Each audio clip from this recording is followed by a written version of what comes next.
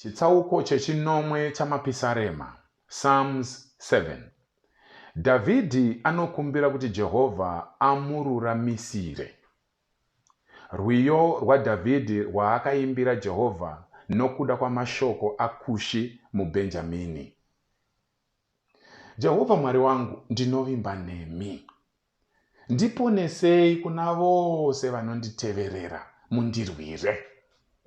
Kuti arege kubvambura mweya wangu seshumba, au bvamburanye ndichishayiwa anondirwira.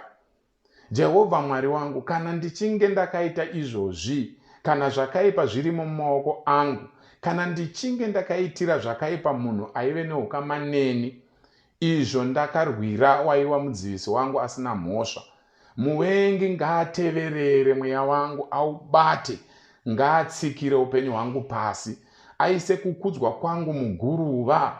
Simukai Jehovha pakutsamwa kwenyu, simukirai hasha dzavadzivisi vangu, mumuke nokuda kwangu. Ndimi makarayira kuti zvakarurama zviitwe. Ungano yendudzi dzavanhu ngaikupoteredzei, mudzokere pamusoro pavo.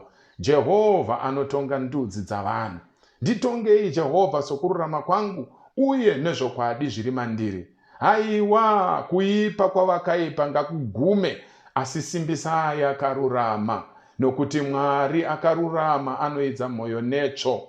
Nhoo yangu iri kuna Mwari, iye anoponesa vane mwoyo yakarurama. Mwari mutongi akarurama. Zvirokwazvo ndiMwari unosvotwa zuva rimwe nerimwe. Kana munhu asingatendeuke, iye acharodza munondo wake, akakunga uta hwake, akahugadzira. Akazvigadzirirawo nhumbi dzokuuraya nadzo, anozviitira miseve inopisa. Tarira, anotambudzika pakubereka zvakaipa. Zvirokwazvo akava nemimba yezvakashata, akabereka nhema. Akachera hunza, akaidzikisa, akawira mugomba raakachera iye.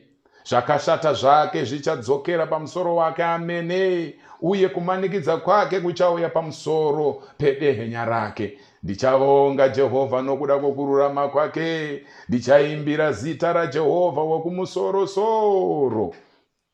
Uku ndiko kupera kwechitsauko chechinomwe chebhuku yamapisarema. Ndoda kukutendai mudikani nekuteerera kwamuri kuita soko raMwari, ndichivimba kuti muri kukomborerwa. Muri kukomborerwa here? Laikai kamushare, musiye comment yenyu. Ndini wenyu Wilbert Mutoko.